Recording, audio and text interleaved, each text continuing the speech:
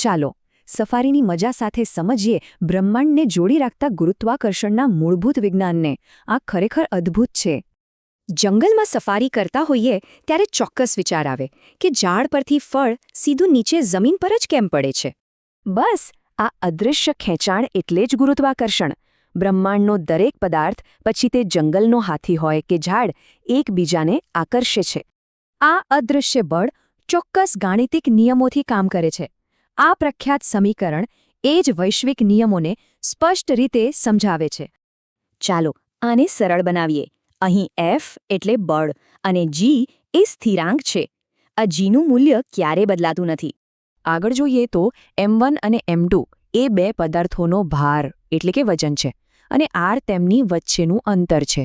સાવ સરળ ભાષામાં વિશાળ હાથીનો ભાર વધુ તો આકર્ષણ પણ વધુ, પણ અંતર વધે તો આ ખેંચાણ તરત ઘટી જાય.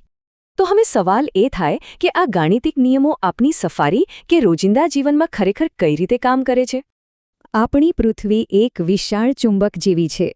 તેનો પ્રચંડ ભાર સફારી જીપથી લઈને દરેક પ્રાણીને જમીન પર જકડી રાખે છે.